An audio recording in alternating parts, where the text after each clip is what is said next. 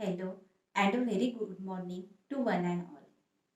Thank you for joining us today's national level webinar on nanotechnology. A very warm welcome to all and it's a wonderful day. I, Dr. Sonal Bakde, Assistant Professor, Department of Physics, Sri R. R. Lauti Science College, Murshi. First of all, I pay my homage to Dr. Panjabrao Deshmukh, Founder President, Sri Shivaji Education Society, Amravati. Our today's speaker is Dr. R.G. Deshmukh Ma'am, Assistant Professor, Department of Physics, Sri Shivaji Science College, Amravati. May I request Dr. A.V. Kohre to introduce our speaker. Hello and welcome to one and all. Myself Dr. A.V. Kohre, and I take this opportunity to introduce speaker of today's national webinar on topic nanotechnology. Speaker for today's webinar is Dr. Radhika Gautam Kumar Deshmukh. Presently, Madam is working as an assistant professor in Department of Physics of Sri Shivaji Science College, Amravati. Madam has expertise in topics like study of dark energy cosmological models in alternative theories of gravitation, comparative education for global citizenship, nanotechnology, renewable energy, artificial intelligence and Internet of Things. Madam has received state level Best Teacher Savitribai Phule Award by state government on 5th September 2019.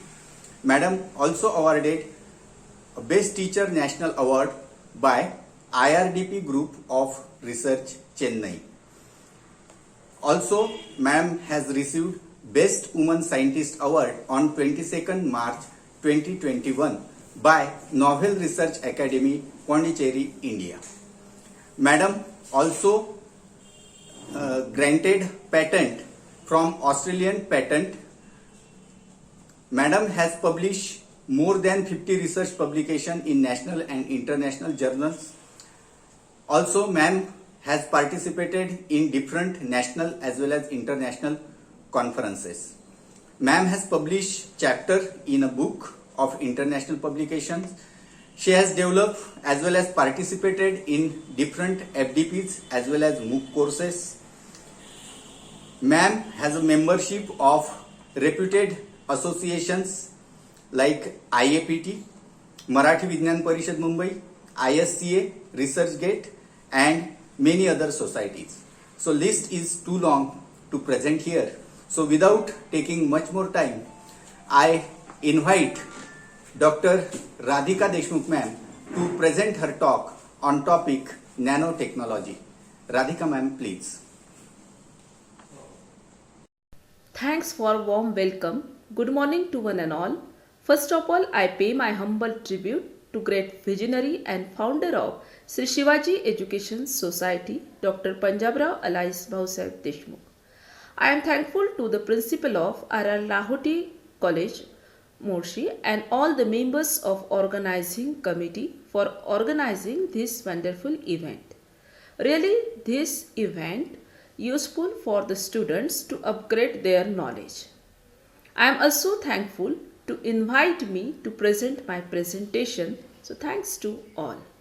I am Dr. Radhika Deshmukh, Assistant Professor, Sri Shivaji Science College, Amravati. My presentation topic is nanotechnology and nanoscience. I want to explain the ideas, synthesis method, characterization and applications of nanotechnology to those who enter in the field of research, particularly nanoscience. Nanoscience or nanotechnology is an interdisciplinary subject. Actually, it is the combination of physics, chemistry, bio, engineering, medical and also Ayurveda. Chemistry plays important role in the synthesis and physics plays important role in the characterization. At the same time, for analysis of nanoparticles, engineering and electronics having an important role. So, what are these nanoparticles? My presentation is on how to work in this interdisciplinary topic of nanotechnology. In the content, we are going to see what is nanotechnology, what is nanoscale, what are the different types of nanoparticles, why nanotechnology is important, synthesis of nanomaterials, characterizations of nanomaterial, applications of nanomaterials, and future perspective. So firstly, what is this nanotechnology? Nano means nothing but the size of particles in nanoscale. All of you know 1 nanometer means 10 to the power minus 9 meter.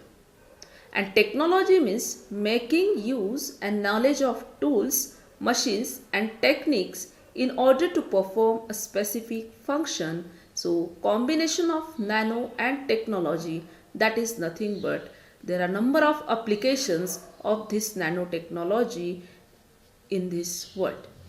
Now, why nano is? Nano refers the property with respect to bulk. Nano having two more important properties that are very energetic and active particles. Therefore, wide applications in the field of this nanotechnology. What does nano really means? Then it is observed that nano and bulk there is a difference, and due to size of particles there are different properties, and depend upon that there are different applications. The bulk particle are measured in micron, whereas submicrons having a size 100 to 500 nanometer and nano having size 10 to 100 nanometer, and quantum dots are in between 1 to 10 nanometer. There are picoparticles also, and bulk materials can be changed into nano. There are different properties depend upon the size of particles. Here in this photo it is observed that mountain is having a measurement in kilometer, the child in meter, then ant is in mm, but bacteria are in micro, but sugar molecules having size in nanometer. Nanoscales of particles having different sizes, and depend upon that there are different wide applications. So that here the concept of this nanotechnology was firstly given by the scientist Richard P. Feynman. This scientist firstly explained what is nanotechnology is. The invention of scanning tunneling microscope is in 1981, and the discovery of fluorescence, that is C16, in 1985, and that led to the nanotechnology. The term nanotechnology had been coined by Norio Taniguchi in 1974. The bulk materials can be changed into nanomaterials. What is this nanotechnology? Then if you find it particular definition, then it is the design, characterization, production and application of structure, devices and systems by control manipulation of size and shape of the nanometer scale, that is atomic, molecular and macromolecular scale, that produces structure, devices and system with at least one novel or superior characteristics or property. Nanoparticles are, we say it is a novel particles. That why we call it as a novel particles? Because it having a better properties, more functionality and having a low cost, and therefore we can say these particles are nothing but the novel particles. The concept of nanotechnology is not now. From ancient time, the nanotechnology is in exist. All of you know that there are different paintings on the glass or in the church, that paintings having a coating of nanoparticles. Here in this figure I have shown that these are nothing but nanomaterials having a coating on the surface of glass. That glass stained with nanoparticles, and that is 580 and above. And therefore I want to tell you that the concept of nanotechnology is not new, it is from ancient time. This is nothing but stained glass of an ancient church, and this painting also having a coating of nanoparticles. Nanotechnology is very old. Firstly, in 1965, ferromagnetic fluids are come into existence, and then the word of nanotechnology is used in 1974 and 1980 quantum dots discovered by the scientist.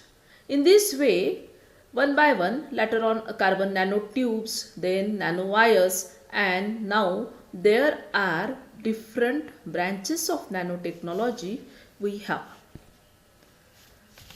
Now the question is that why we are studying or doing research in this nanotechnology? Why this nanotechnology is important? What is the impact of nanotechnology? As nanotechnology is important because there are wide applications in every field of this nanotechnology. If we observe, then nanotechnology having applications in information technology, then also in the advanced technology, in energy and environment, in aerospace, in medicines, in biotechnology, in every field, nanotechnology having its application, it occupy all the fields and area, and therefore this is essential for everyone to study detail about nanotechnology and to do something new, to do some research in the nanotechnology. Regarding to the classification of nanoparticles, it depends on the crystalline form and chemical composition forms, and these nanoparticles are classified into 0D, 1D, 2D and 3D. D means dimensions.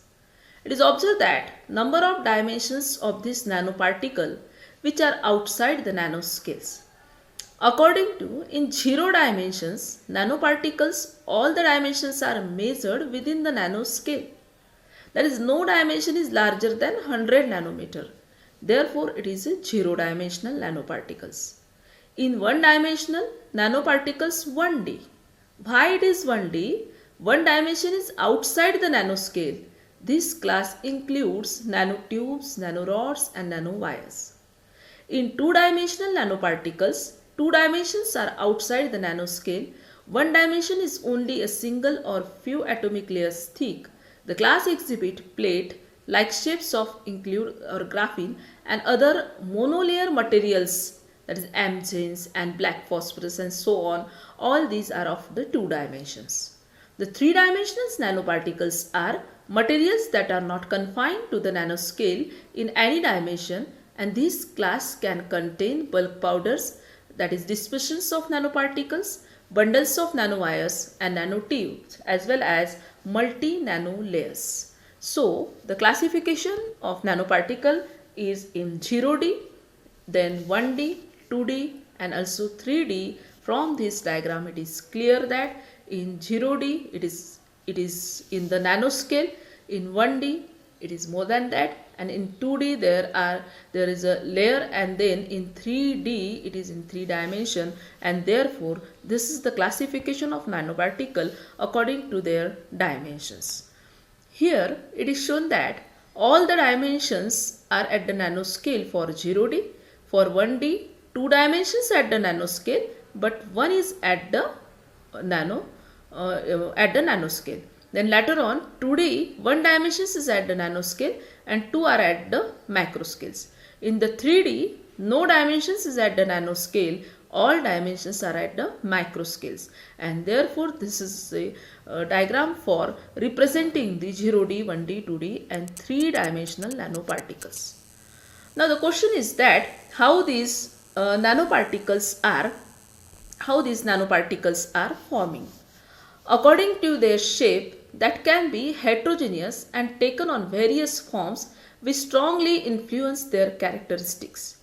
Depending on the production and methods and manufacturing conditions, nanoparticles or material exhibit different forms and structures, that are sphere, needles, tubes, pellets and fibers. Nanoparticles can have different chemical compositions. They can be composed of metals, semiconductor materials, compounds, metal oxides and so on. So, in the research and commercial sectors, synthetic nanoparticles are often uh, grouped into the following categories based their chemical and physical characteristics, that is carbonic, metal oxide, semiconductors or metals. So carbonic nanoparticles are fluorescents, nanotubes, carbon blacks. But the metal oxides, silicon oxide, titanium oxide, and then aluminum oxide, iron oxide. But in the case of semiconductors, that is cadmium telluride, then silicon, and again indium phosphide, and so on. In the case of metals, the nanoparticles of gold, silver, iron, and cobalt, and so on. What are these carbon nanotubes? Then carbon nanotubes are the allotropies of carbon with cylindrical nanostructures. They have length to diameter ratio up to 132,000 point. Nanotubes are a member of the fluorine structures family and having a property that is highest strength to weight ratio and helps in creating the lightweight spacecrafts. Now carbon nanotubes may be single layer carbon nanotubes that are called graphene and multi-wall nanotubes, and in this way there are the two types of carbon nanotubes, and this was first designed by the scientist, that is Sumio Lijima, in 1991. Inorganic nanotubes and nanowires are also. Inorganic nanotubes and inorganic fluorines like materials based on the layer compounds such as molybdenum disulfide were discovered shortly after the carbon nanotubes. And these inorganic nanotubes having excellent tribological properties, resistance to shock wave impact. Nanowires are the ultrafine wires or linear arrays of dots formed by self-assembly. They can be made from the wide range of materials, that is semiconductor nanowires made up of silicon, gallium nitride and indium phosphide, having demonstrated remark optical, electronic and magnetic characteristics. Therefore, nanowires having a potential applications in high density data storage, either as a magnetic read heads or as a pattern storage media. These are the carbon nanotubes which are given here. That is, the applications of carbon nanotubes are Storm Bell spots and then Zytex technology. There are number of applications of carbon nanotubes. Nanorods. Nanorods are the second type of the nanoparticles, that is also called as quantum dots. Nanorods are one morphology of nanoscale objects. The dimensions of these quantum dots is from 1 to 10 nanometer. And they may be synthesized from the metals or semiconducting material, and there are number of applications of these nanorods, that is in display technology and also in cancer therapies. There are number of applications of quantum dots. Nanoparticles of semiconductors were theorized in 1970 and initially created in the early 1980s.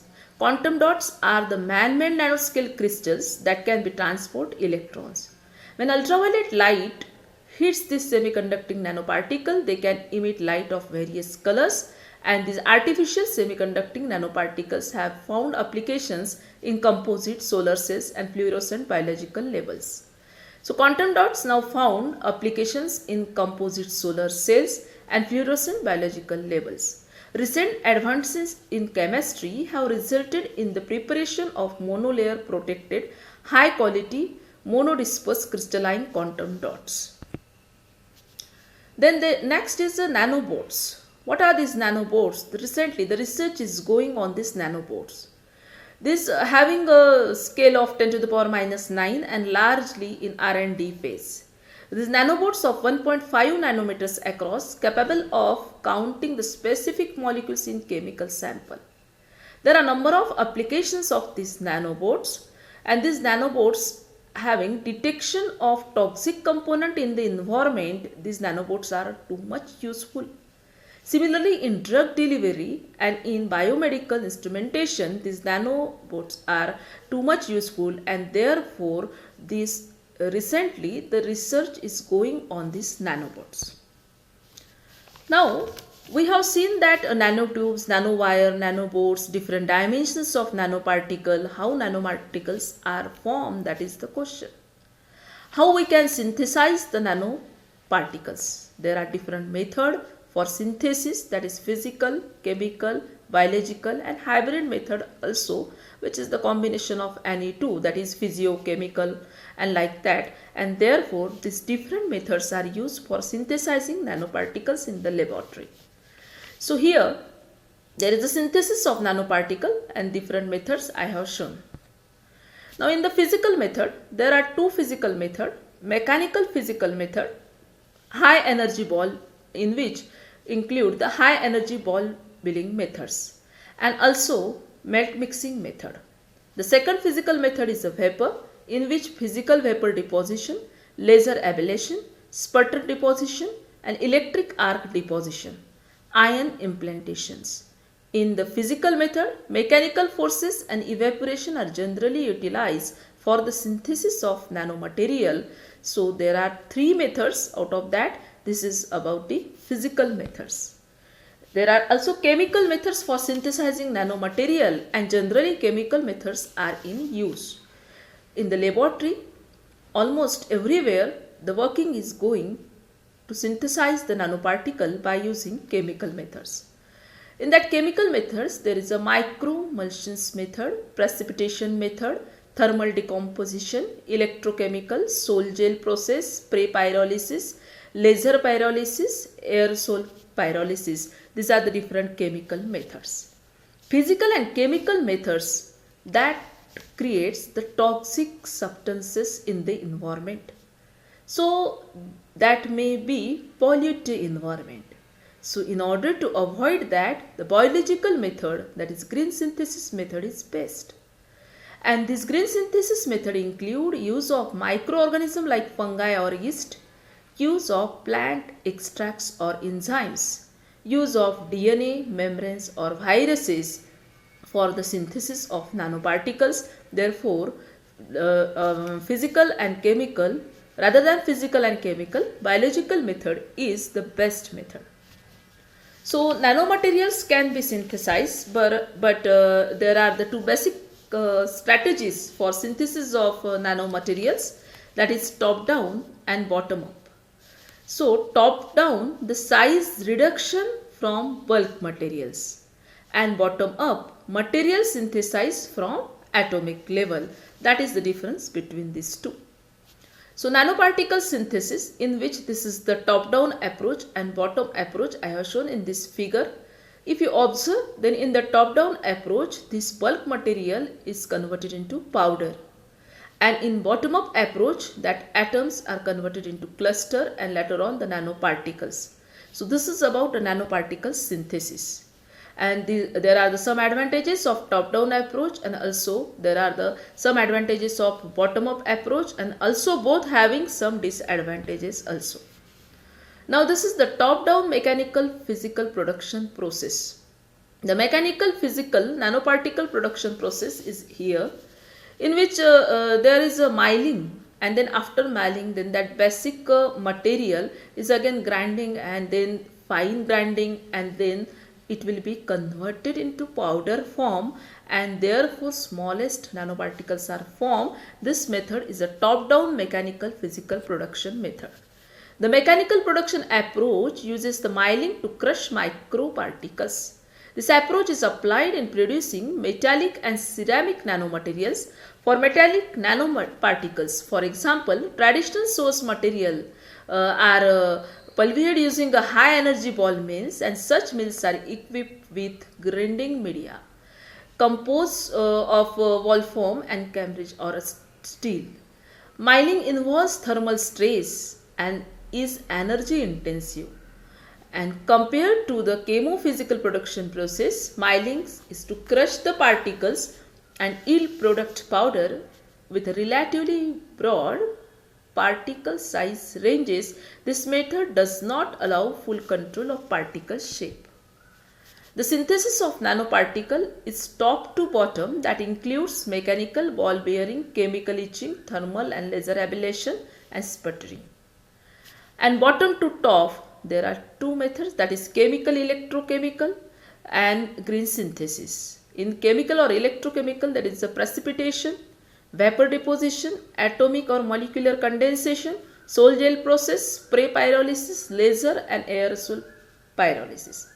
Out of that, generally in the laboratory, whenever we do research of this nanoparticle, then generally sol gel process, spray pyrolysis, laser pyrolysis, these methods and precipitation method, co-precipitation method, these are used. But in the case of green synthesis, bacteria, plant extract and fungus, from that we can obtain the nanoparticles in the green synthesis. So this is bottom up approach and this one is top down approach. Now bottom up methods are based on physiochemical principles of molecular or atomic self organization. This approach produces selected more complex structures from atoms or molecules, better controlling size, shapes and size ranges. It includes aerosol process and precipitation reactions, sol gel and hydrothermal process. We have to see in detail what are these processes are, as these are using in the laboratory for obtaining nanoparticles. Therefore, aerosol process or spray hydrolysis, flame hydrolysis, that is like this. In the laboratory, the apparatus for this is using in this way. Now, the simple schematic of ultrasonic spray pyrolysis method is given here, and in this case, the sample which is from which we want to obtain the nanoparticles, that is to be obtained by using the top furnace there is, and then precursor solution, and this is about the spray pyrolysis method. Now liquid phase processes consisting precipitation, sol gel and hydrothermal. The wet chemical synthesis of nanoparticle typically take place at lower temperature than the gas phase synthesis. The most important liquid phase process in nanoparticle productions are precipitation, sol gel and hydrothermal. So in precipitation process, the precipitation of solids from metal ion containing solution is one of the most frequently employed production process of nanomaterials. Metal oxides as well as non-oxides or metallic nanoparticles can be produced by this approach. The process is based on reactions of salt and solvents. The precipitating agent is added to the desired particle for precipitations, and the precipitate is filtered out and thermally post-treated. In precipitation, particle size and size distributions and morphology are determined by reaction kinetics, and the influencing factor include beyond the concentration of source material, the temperature, pH value of solution, the sequence in which the source materials are added and mixing process. Co-precipitation method, that is refers to obtain an uniform composition in two or more cation homogeneous solution through precipitation reactions, which is one of the important method of synthesis of composite containing two or more kind of metal elements. This method having the advantage of directly obtaining homogeneous nanomaterials with small size and size distributions. This technique is the simplest and convenient chemical pathway to synthesis magnetic nanoparticles. So here there is a precipitation process in which in this figure it is shown that there is a solution which I have prepared firstly, that is ferrous nitrate, and there is nickel nitrate, and these two combinations that are further we heated it, and after that we filter it, and after filtering for drying we keep it in a furnace, and then for annealing again it is heated at about 600 degrees Celsius for 4 hours, and then we will get a powder, and that powder is crushed, and in this way this is the complete precipitation process. This is a schematic diagram of co-precipitation method to synthesize the ferrites, and which is shown here. Second process is the sol gel process. Sol gel process is a wet chemical method, the fabrication of both glassy and ceramic materials. In this process, the soul, or it is also called solution, that evolves gradually towards the formation of a gel-like network containing both a liquid phase and the solid phase. It is a gel-like, means combination of liquid and solid. Sol gel method are widely applied in the preparation of ceramic materials like metal oxides, generally nitrides and carbides. This technique offers advantages over a conventional processing techniques, that is low temperature of reaction, good composition control and high purity level, and ability to developing process for large area applications. Therefore, Sol gel method is the best condensation method, and in which the reaction mainly occurs by hydrolysis and condensation of a precursor. That is, precursor is either inorganic or metal organic, and that resulting in the formation of sol, that is the solution, and after a series of chemical reactions it turns into gel. Means initially you have to prepare a solution and then it will be converted into gel. So this is the sol gel. The gel is like this, which is I have shown. The sol means solution, and after number of chemical reactions, then it will be converted into such type of gel. This is sol gel technology. In this sol gel technology, we have taken conical flask, we have taken solution of precursor. Then there is a condensation process, then sol colloidal is formed, then there is a gelation process, then the gel is formed, then there is that gel is dry again, then zero gel is formed, then there is a calcination process, and after that you will get a powder. That powder is pressed in the pellet, and then by sintering final product is obtained, and after obtaining that final product, that its characterization is done by XRD or SEM, or there is RT and magneto-RT. Then we can study the properties of that nanoparticle. The third method we generally use is a hydrothermal synthesis. It is also called as the wet method. It is used for the preparation of nanomaterials. It is basically a solution reaction based approach. In hydrothermal synthesis, the formation of nanomaterials can happen in a wide temperature range from room temperature to high temperature. Hydrothermal is a unique method for crystallizing substances from high temperature, and therefore hydrothermal method means hydrothermal is of geologic method. Then hydrothermal synthesis can be the method of synthesis of single crystal that depends on solubility of minerals in the water under the high pressure. The crystal growth is formed in the apparatus consisting of steel pressure vessel called as autoclave, and in which the nutrient is supplied along the water. A temperature gradient is maintained, and then this hydrothermal synthesis method gives us the final product. So in this way, here I have shown that the solution which I have taken, and then after that magnetically steering process there will be, then there is a heat treatment, then after washing that sample and after drying it, we will get this microflowers. That is, this is the hydrothermal synthesis method. Similarly, this is the second example in which we have taken, that is a calcium phosphate, or this F means fluoride, that is adding, and then NaOH means sodium hydroxide having a pH value 10, then the precipitate is obtained, and then the hydrothermal treatment is given to it, and then after that there is a formation of such type of nanorods. So these are all three chemical methods for synthesizing nanoparticles. So there are physical or chemical methods, that both methods maybe create the toxic substances in the environment. So instead of that, the green synthesis is the best way.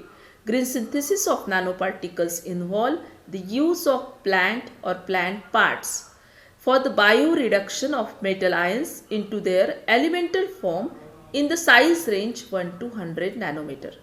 The process of green synthesis is more efficient, simpler and economical, and easily be scaled up to perform larger operations, physical and chemical approaches of synthesizing nanoparticles.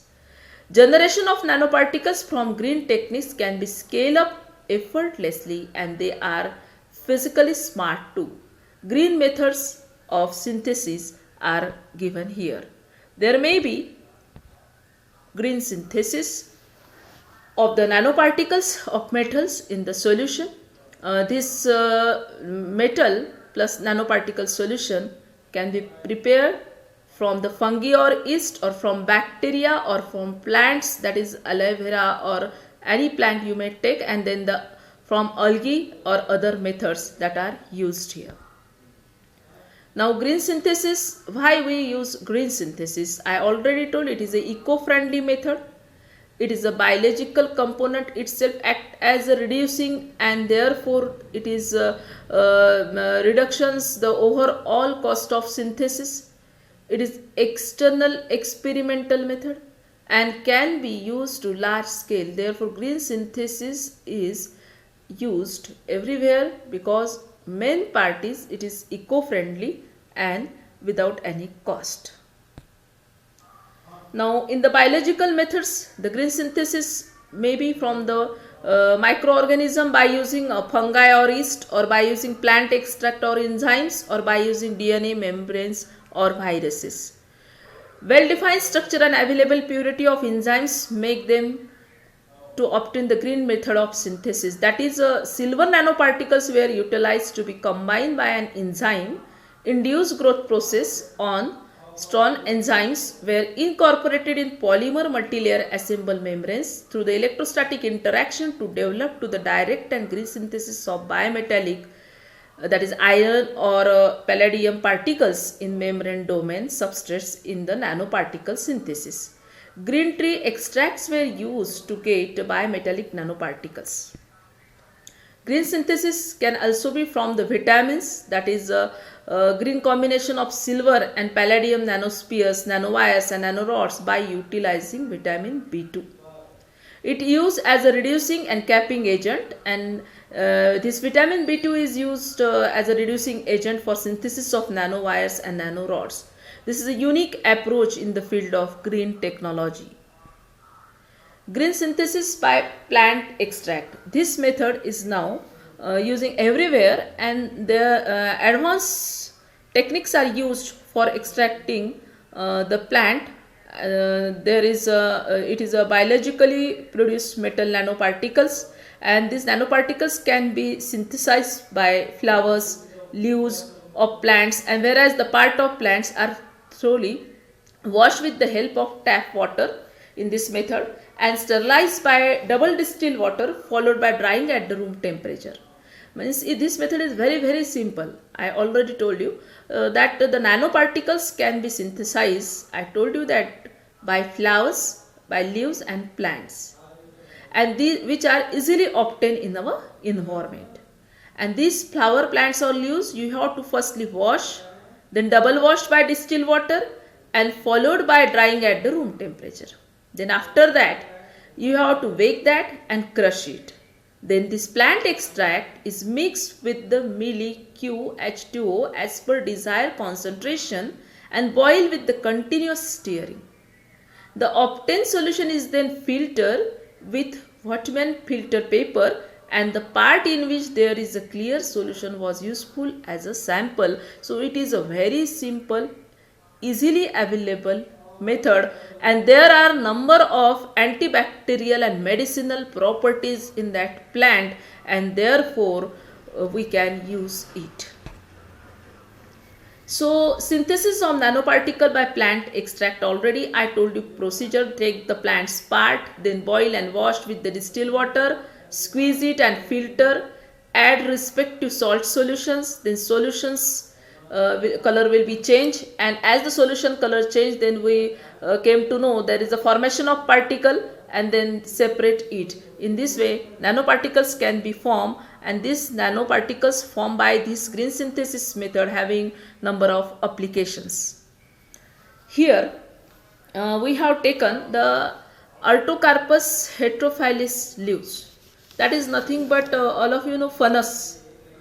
Extraction of leaves of that Artocarpus heterophyllus leaves. I have taken it, then washing and drying and grinding it, then see heating the aqueous mixture of leaves powder, then filtrate it, and then after that filtrate, the aqueous leaf extract is obtained. Then this extract is added, in the leaf extract is added in the silver nitrate solution, and then we heat it. Then we get the change of the color of solution. See, the color of solution is changed from reddish brown to that blackish color, and the silver nanoparticles suspension, or there is a formation of silver nanoparticle here. And then later on, after the formation of silver nanoparticle, then you have to centrifuge that. After centrifugation and drying, we get biomolecule coated silver nanoparticles, and these silver nanoparticles having number of applications in medicinal field and having antibacterial properties. And therefore, like this fungus plant, means it is also called as Artocarpus heterophyllus. Everyone know that, and from that we can extract this in this way. Similarly, here another plant you may take, and then again the same procedure, and from that you can obtain the silver nitrate particle. After obtaining that silver nanoparticle, we have to use the characterization of that particle, and we have to also study the applications. How we characterize the nanoparticles, that we have to see. There are number of methods for studying the characteristics of nanoparticle. The number of methods are like this: Fourier transform infrared spectroscopy, Raman spectroscopy, photoluminescence method, and actually photoluminescence analysis, transmission electron microscopy, scanning electron microscopy, X-ray diffraction method, then atomic force microscopy. There are different techniques that we use for studying the characteristics of these nanoparticles. So these nanoparticles can be characterized. So here the particles which we have just formed by using the Artocarpus heterophyllus leaves, and we obtain the silver nanoparticles, and then we study its characterization. We want to find out that we want to confirm the crystalline nature of this silver nanoparticles. So we have to use the XRD technique here. We get such type of graph, and this diffraction pills at 20 value shows that it is the face center cubic crystal. We can determine the crystalline size by using this XRD technique. Similarly, we use for biosynthesis of this silver nanoparticle, and in order to study the surface morphology of these particles, that can be monitored by using the field emission scanning electron microscope method, and in this way we get such type of picture. So these obtained silver nanoparticles having a number of applications, that is drug delivery, X-ray imaging, agriculture, drug delivery, and then again photothermal therapy and so on, so that after characterization nanoparticles having number of applications. So these are the applications of nanoparticle which are obtained by using the green synthesis in every field. Now this how we can characterize the nanoparticles. The characterization of nanoparticles in different state, that is generally three ways we can characterize it and study its different means crystal size, its morphology and so on. We use the transmission electron microscope, scanning electron microscope, X-ray diffraction. These three are common, and also you can study its properties by FTIR, then atomic force microscopy, mass spectroscopy, gas absorption and so on. This is the electron microscope, but wavelength of the electron beam is much shorter than the light, resulting in much higher resolution. And this electron microscope may be of the two types, that is transmission electron microscope, that is TEM, and scanning electron microscope, same. Now try to understand. Firstly, you obtain the nanoparticles, you synthesize the nanoparticles, and that obtaining or synthesizing nanoparticles are now you have to study its characteristics, and therefore for characterization you use here TEM and SAME and XRD method. Transmission electron microscope is capable of imaging at significantly higher resolutions than the light microscopes. This enables the instrument to capture the final detail even as small as single column of atoms, which is thousands of times smaller than the resolvable objects seen in a light microscope. Transmission electron microscopy is a major analytical method in physical, chemical and biological sciences. TEMS find applications in cancer research and virology. The parts of the TEM are electron gun, electron column, electromagnetic lens system, detectors, water chilling system, specimen sample chamber and main control panel and operational controls. Actually, its diagram is like this. This is the transmission electron microscope through which we can characterize our sample. Transmission electron microscope of SARS-CoV-2, this can also we examine under this. We find out the nature and then its morphology of the particle by using this transmission electron microscope. The second one is scanning electron microscope. It can scan and focus electron beam over a surface to create an image. The electrons in the beam interact with the sample, producing various signals that can be used to obtain the information about the surface topography and composition. The scanning electron microscope, this instrument is like this. And then these are the different parts of this instrument. And the main components includes the source electrons, column down which electrons travel with electromagnetic lenses, electron detector, sample chamber, computer and display to view the images. These are the different component of SAME. In this way, SAME and TEM, these are the two electron microscope. SAME is based on scattered electron while TEM is on the transmitted electrons.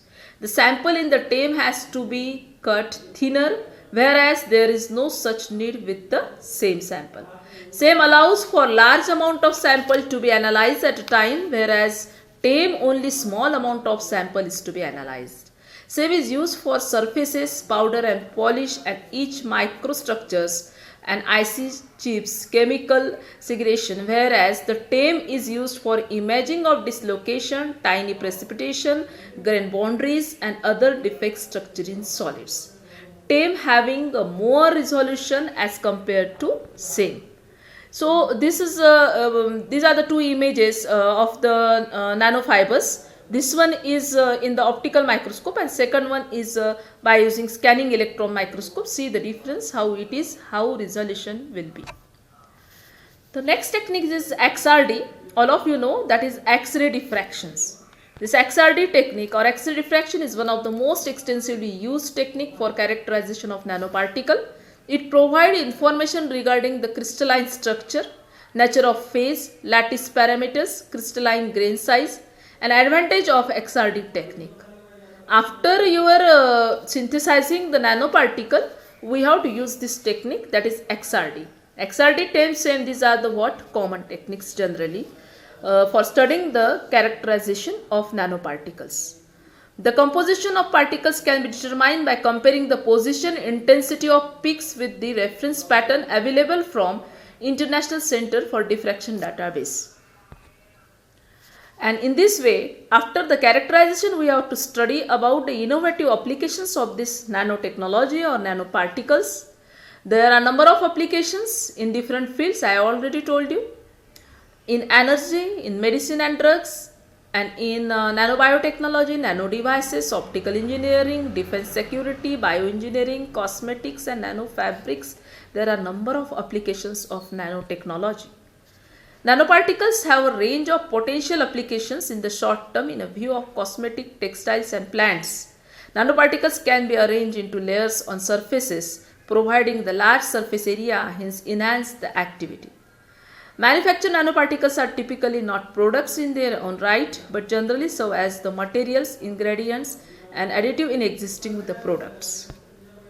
Nanotechnology having applications in drugs, that is in the treatment of cancer, that provide the new options for drug delivery and drug therapies. Enable drugs to be delivered to precisely the right locations in the body and release drug doses on a schedule for optimal treatment. Therefore, nanotechnology is used in the treatment of cancer. It is also used in the properties of familiar materials are being changed by manufacturers who are adding nano-sized components to conventional materials to improve the performance. They are used in the electronics. Nanotechnology, nanolithography is used for fabrication of chips. The transistors are made up of nanowires that are assembled on glass or a thin film of flexible plastic. E-paper display or sunglasses and map on the windshields. Nanotechnology is also useful in mobile. Morph, a nanotechnology concept device developed by Nokia Research Center and the University of Cambridge. The Morph will be the super hydrophilic, making is extremely dirt repellent. It will be able to charge itself from available light sources using photovoltaic nanowire glass covering of its surface. Nanotechnology is used in computer also, and there are number of uses of nanotechnology in every field. Already I explained, and silver nanocrystals have been embedded in the bandages to kill the bacteria. Nano particulate based on synthetic bone, and there are some aerosols also, and therefore there are number of applications of this nanotechnology. The applications of number of applications of quantum dots in medicine, in photovoltaics, and in graphene quantum dots are also useful in the that is owing to their unique photoluminescence properties that are also used for photoelectronics and photovoltaics or biosensing. And then perovskite quantum dots are also in use, and then quantum dot TVs and displays, they are also used. In nano engineering, there is also use of nanotechnology. DNA nanotechnology employs DNA as a programmable building material for self-assembled nanoscale structures with the control structure that can be improved surface property and relevant to biosensing materials science and cell biology. Also there is a 3D printing, that is the fabrication of three-dimensional objects through direct deposition of functional materials called as additive manufacturing, that has been the subject of intense study in the area of macro scale and manufacturing for several decades. Applying 3D printer concepts to nanotechnology could bring similar advantages to nano engineering: speed, less waste, and economic viability than it is expected to bring a manufacturing technology. Applications of nanotechnology in nanoelectronics also. In the field of nanoelectronics, materials like nanofibers that are useful, and carbon nanotubes that having special characteristics, therefore they are used in optoelectronic devices. Nanorobot, that is the invention is going on it. It is nothing but a popular term for molecules with a unique property that enables them to be programmed to carry out a specific task. These nanorobotic manipulation technologies, including the assembly of nanometer sized parts, the manipulation of biological cells or molecules, and the types of robots used to perform these tasks, also form a component of nanorobotics. Due to their size comparable to biological cells, nanorobotics have a vast array and potential applications in fields such as environmental monitoring or medicine. Therefore, it is necessary to work more on the nanorobot. In nanobiotechnology, there are a number of applications of this nanotechnology. Nanosensors are used in agriculture and in food technology also. Nanotechnology is also in cosmetics. The applications of nanotechnology are found to be in cosmetic products. All of you know that is there is a UV filters. The first of this use of nanoparticles as a UV filter. Titanium dioxides and zinc oxides are the main compound used these applications. Air products using nano emulsions to encapsulate active ingredients and carry them deeper into the hair shafts. Pure Ologay, that is nothing but the experimenting with nano emulsions in 200, when the company founders set out to create a product line specially developed for color treated hair. In sunscreens, there are zinc and titanium nanoparticles are. And in color science, and also there are number of applications that is DDF, that is plan more nanotechnology enhance anti-aging products. Therefore, nanotechnology is useful in cosmetics. Nanotechnology is also in energy production, that is renewable energy production, and in order to improve its quality. One of my patent I have on this nanotechnology in energy, that is we have made a such type of chip that can accumulate more solar energy, and therefore in order to do some more research or innovative research we can do in this field, that is nanotechnology in energy, that provide essential improvement potentials for the development of both conventional energy sources and renewable energy sources. And therefore, nanotechnologies will play a decisive role, in particular in the intense use of solar energy through the photovoltaic system. And nanotechnology is also in space, that will play an important role in the future space missions. Nanotechnology concept proposes to utilize electrostatically charged and accelerated nanoparticles as a propellant. Advanced nanomaterials such as newly developed isotopically enriched boron nanotubes could that have a path to future spacecraft, and therefore that can be used to improve the design of satellite also. So this nanotechnology having wide applications in spacecraft and satellite and so on. So there are number of applications of nanotechnology. Nanotechnology also used in food. That is, nanotechnology has a potential to improve food processes that use enzymes to confer nutrition and health benefits. So there are number of applications of nanotechnology in agriculture, in food processing, in food packaging, and in supplements. But as there are wide applications of this nanotechnology in every field, but there are still some challenges and technological constraints. Although it has a great potential to fabricate innovative products and processes in the food sector, there are many hurdles. The major challenge is to produce edible delivery system using economic processing operations with effective formulation for human consumption and safety. The migration and leaching of nanoparticles from packaging materials into food products is to a great concern to ensure the whole of that foods, and then that nanoparticles either directly or indirectly added are sometimes been isolated as a result of migration from the other sources.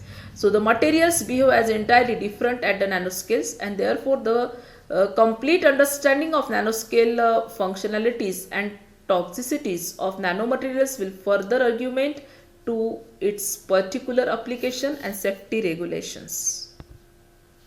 The potential for commercialization and future prospects. There have been remarkable advances in the nanotechnology applications in food science and research.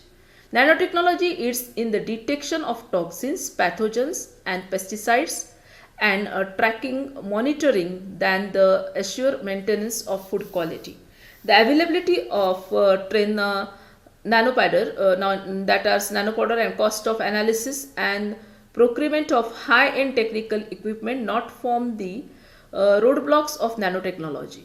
Therefore, it is necessary to protect the nano components, and more extensive research can be carried out in following the areas of wide applications. Safety aspects and challenge can be taken into consideration simultaneously. The novel ideas of smart packaging, development, antigen-specific biomarks, and amalgamation of the nanoparticles to prepare the nanocomposite polymeric films are slowly being realized. Extensive research can be carried out for the expansion and industrial applications in future. Nanocomposites are the carbon neutral biodegradable molecules, hence their applications in food packaging material could be harassed in the near future, and therefore nanosilica can be explored for commercial use as a anticipated to become an advanced technology with infinite growth plate in 2050, and therefore we have to do more and more research in the field of nanotechnology. but by considering the safety aspects and challenges. So I want to tell all of you that we have to go ahead in the research of nanotechnology, because in future there are again more and more applications in this field. Furthermore, the carbon nanotubes are being used for incorporating the sensors into packaging materials, mainly for detection of microorganisms, toxic substances, and food spoilage. In-depth research can be carried out for the future packaging materials in smart and intelligent food packaging system. Similarly, in the case of sensors, sensors can detect the spoilage at every stage of food chain, which could be in turn reduce the total food loss and benefiting and food producers, retailers as well as consumers. Therefore, we have to do such type of research which can avoid and solve all these problems. Nanotechnology having a wide applications, but there are some pitfalls of nanotechnology also. Nanoparticles can get into the body through the skin, lungs, and digestive system, thus creating free radicals that can cause cell damage. Once nanoparticles are in the bloodstream, they will be able to cross the blood-brain barrier. The most dangerous nano application used for military purposes is a nanobomb that contain engineered self-multiplying deadly viruses that can continue to wipe out a community, country, or even civilization. So, there are a number of pitfalls of nanotechnology. Nanorobots, because of their replicating behavior, can be big threat for Gryogo. So, we have to use nanotechnology. We have to research in it, but for getting number of applications, there are number of challenges that we have to cross and to do something new and innovative. But with that, we try to remove these pitfalls of nanotechnology. These are the references, and at last I want to clear there are a number of my papers on my Google Scholar account, that is Radhika G. Deshmukh. Then you can search on it and you will get the way for the research in luminescence and also green synthesis. Thank you. Thank you, ma'am, for giving your valuable talk on nanotechnology. Now I request Mr. B.T. Kumbhare to give vote of thanks. Good morning to one and all. I, Mr. Bhupendra Kumbhare, is here to present vote of thanks. First of all, I am very much thankful to Honorable Mr. Harshavardhan Deshmukh, President Shri Shivaji Education Society, Amravati, for his support and guidance. I am very much thankful to Dr. G.R. Taras for their continuous support. I am also thankful to Speaker Dr. R.G. Deshmukh, Assistant Professor, Shri Shivaji Science College, Amravati, for her valuable lecture on topic nanotechnology. I am also thankful to Mr. G.B. Herde, Head Department of Physics, for their continuous encouragement. I am thankful to Dr. A.V. Kohde, Mr. N.D. Todator, Dr. S.P. Bakre for constant effort for the success of this webinar. I am also very much thankful to all participants and students for their wholehearted participation in this webinar. Last but not least, I am thankful to all those who helped for the success of the webinar. Once again, I thank you to all. Thank you. With the permission of Chair, I declare our webinar is over here.